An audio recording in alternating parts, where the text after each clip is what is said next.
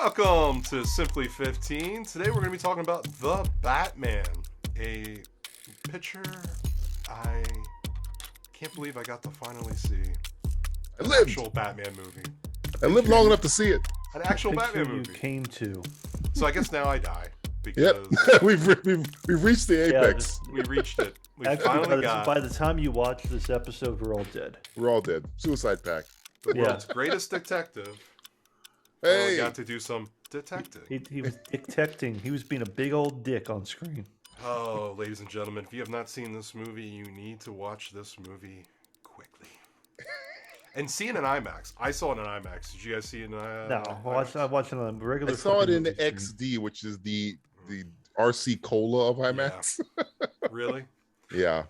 Did you guys get more? Did you guys get more out of it? Well, I mean, I guess you haven't watched it on a regular screen, so. No, I did not watch it. I will never stoop down to that level. I need. You go to a fucking movie now; it's like $50 fucking a person. I got early bird. It was only $8 for me. Hey, man. Really? Yeah. The first time I saw it was $8 at an IMAX. First time.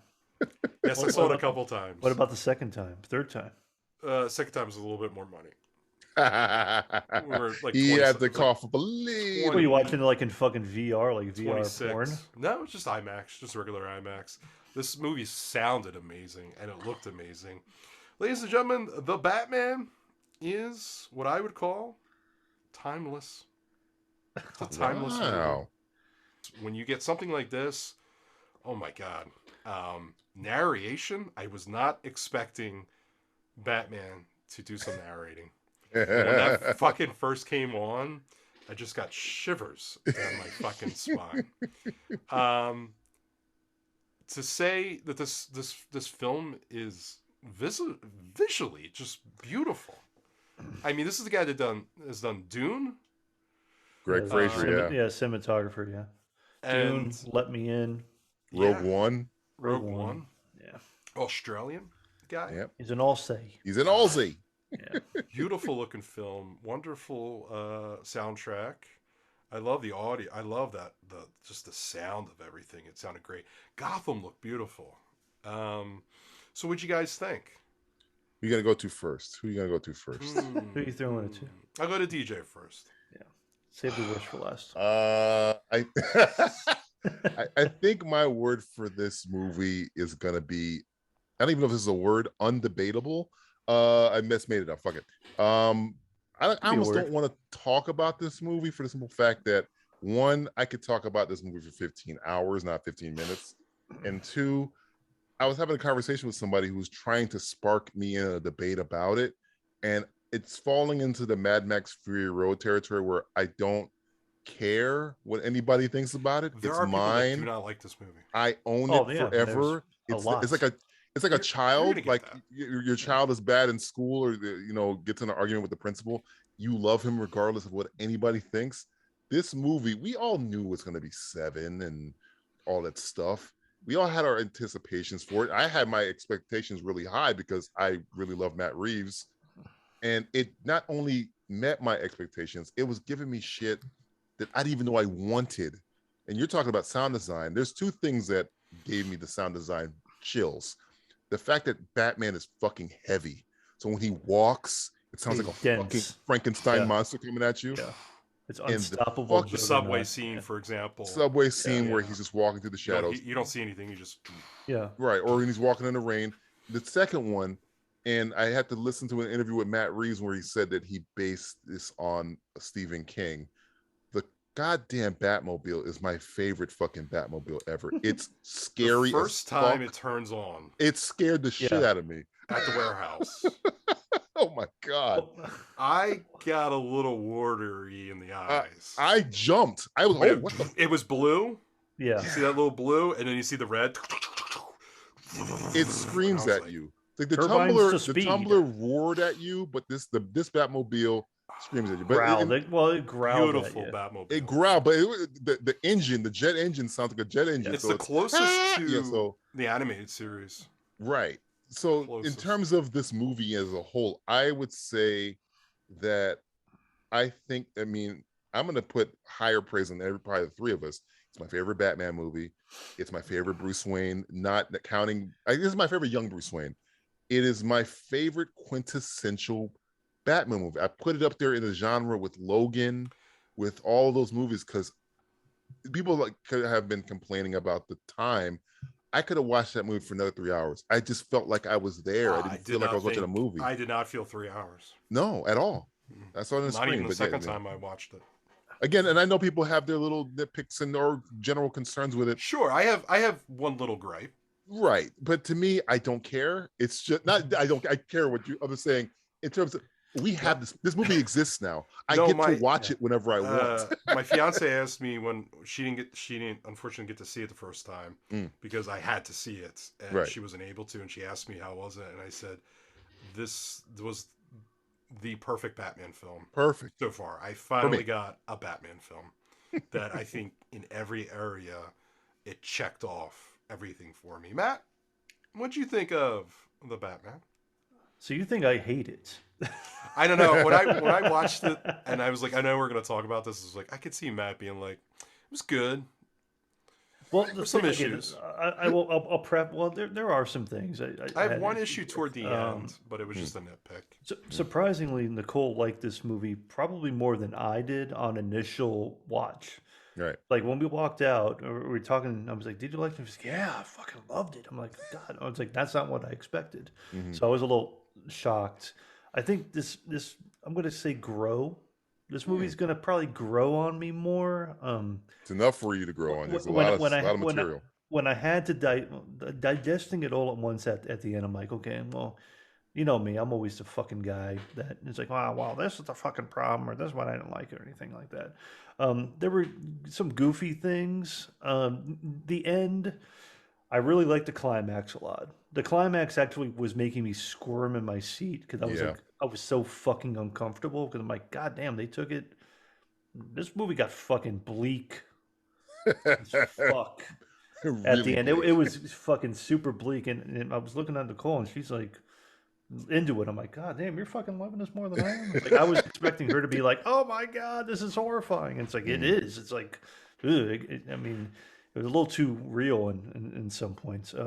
Paul Dano, I really fucking loved. I think he's probably the best Batman villain we've ever had. I put him over. He's right there with Ledger. He's right there with Ledger. I think he's better than Ledger. I think there's something about him. I can't argue. I love Ledger. It's a better movie. It's a different movie. It's a better movie, definitely, to me. It's a better movie. Is it a better Batman movie? Dark Knight is still a great movie in general. As a comic Dark Knight hinges on Ledger. Ledger is that movie. This movie I will always say feel like a comic book Dark movie Knight at all. Is a Joker movie with Batman in it. Right. This is a Gotham movie. This is a movie that has Batman in it. I don't think this is a Batman movie. It's a movie that Batman happens. Batman's mostly in it, and the narration. He's in a lot. Is the narration's cool. There's a lot of little nuggets that I hope they go in some directions. We won't. Maybe we'll spoil the last maybe 3 minutes of this. So, but. I mean, fucking Paul Dano was fucking fantastic. He's great. The scene with him in what is it? Fucking the DA. Skarsgård. With Skarsgård. Fucking fantastic. That was a scene I was like, this is fucking good. I love it. You're good, you. That was fucking amazing. And it goes and does the Arkham fucking scene. Fucked up shit. The Arkham scenes. That's when Paul Dano transcended. Wayne. Yeah. Just the yelling. It plays with you. It plays and it's like, play with Batman. Are they fucking going with this? It played with Batman. Batman. Thought it was going in a different area. And let me underline something about Robert Pattinson that I think where I say he's one of my favorite Batmans. Let me say this real quick. The fucking eyes. The fucking eyes, man. I liked him better as Batman than as Bruce Wayne. Though. Yeah, they're gonna fix that. That was my differentiation. Well, and people have complained about that, and people really need to understand. Year 2. Yeah, it's still he's Batman. He's been Batman. He's not Bruce yet. He hasn't been Bruce. Yeah. No, he goes into He's Batman. Been Batman for 2 years. His way up as Bruce. And I'm looking forward to the trilogy to where we see a Playboy Bruce Wayne. But no, when I'm talking about when I say the eyes, there's certain things that Robert Pattinson does that reminds me of another Robert Patrick in Terminator 2, where all of his movements, his eyes, the way he does stuff without speaking is so well fucking like. This is not really a spoiler, but there's a crime scene in the beginning of the movie. Yes. Where Bruce Wayne or Batman, excuse me, is walking around the crime scene. Being a detective, but he's not saying anything. And he looks at a blood splatter on the ground. He looks down at it and walks away without saying a word. Yeah. But because he knows everybody's looking at him. So he doesn't have to fucking say, hey, there's blood over there. He just walks over, looks at it, walks away. He says a lot with his eyes. So fucking good. It's so when the cop touches him on the chest and he looked down and looked up at him, I'm like, oh, that's fucking Batman. That's what I knew. I was like, oh, he got this. He got this down perfectly. This is Robert Pattinson did an amazing job, and I only want to see what he can do with it later. Same with Commissioner Gordon or Lieutenant Gordon. Jeffrey Wright killed it. Everybody always kills does. it in this movie. Always does. Jeffrey Wright's one of my favorite actors. I mean, he just really kills it. He's really good. Penguin. I forgot. Oh, yeah. Remember he did the fucking movie. We're talking about Jeffrey Wright. The scene where there's this. That's not a spoiler. There's a scene where Jeffrey Wright, Penguin, and Batman are having a conversation. Oh, God, and it felt like I was watching Law and Order or some shit. It was just so fucking good.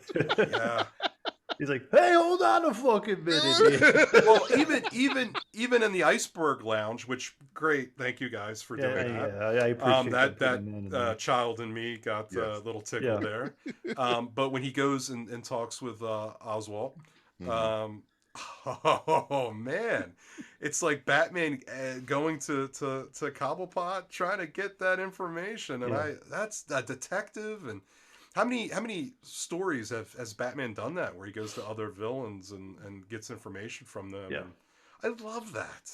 It's always Batman fighting the villain, not like working with him. It's not as much mustache. And that scene you're talking about where Batman might be wrong and Penguin's like laughing at him and stuff, and it's like, oh God, yes. Yeah. Well, we got 2 minutes left. Mm-hmm. What did you not like about the Batman? You, I mean, it's gonna be kind of a spoiler if I bring it up, though. You're talking about the special appearance. Yeah, I don't like that unless I agree. Caveat with that, like 10 seconds to explain the caveat. Yeah. If they're doing a trilogy supposedly. Yeah. If they do something with year one that involves this character. That maybe they cut out a scene. You guys are aware of this, right? Yes, they cut out a scene, which probably was the right decision. Right. Because I feel like even though we got that, and I know it rubbed Matt a little wrong, kind of rubbed me a little bit, but also it was unneeded. Matt could agree with me too. I'd rather have that as opposed to a full blown. Because to me, the way this trilogy is going to work, right, is he's in the background. Yeah. Batman's already dealt with this particular character. Yeah. He's in the background. He doesn't need to come out. But I thought that the first time. And the second time I saw this movie, I started thinking, fuck, what they did with Penguin? Yeah. I want to see what they could do with this character. Yes. Now I'm very curious because the Penguin is, just everything about him. I did not think Colin Farrell was in it. I couldn't. It wasn't him. No. Yeah, it wasn't. You could have just cast a different guy, and it would have been. The fact that he's got a limp, and that's why people call him the Penguin. I mean, Penguin's one of my all-time least favorite Batman villains. But they've done it so. This is like my favorite. I just love this. Just make him a thug. Falcone, the way like the whole thing went down with Falcone, and the way Penguin was acting. There's so much I can get into the Falcone seat. There's so much stuff going on in this movie. Maybe we'll do another video. We might have to do a part 2. DJ, anything you didn't like? I had stuff with the scars on his face because the scars on his face is probably not from Selena. It's probably from her mother. It's just stuff like that. It's so fucking good in this movie. And she cut him a second time. Right in the same spot. It's just. I can talk about this movie forever. It's my favorite Batman movie. We've been being spoiled. I got a Spider-Man movie that might be the best ever, and I got a Batman movie that may be the best ever. And one thing I'll say at the beginning of the movie: don't blink in the beginning of the movie because there's something very awesome. I think one of my favorite scenes is in the very beginning of the movie. But watch the movie and you'll know what fucking scene it is. It's a great movie. I mean, it's not bad one bit. So. Go watch it. Maybe Simply 15 part too soon. I don't know. This guy's crazy.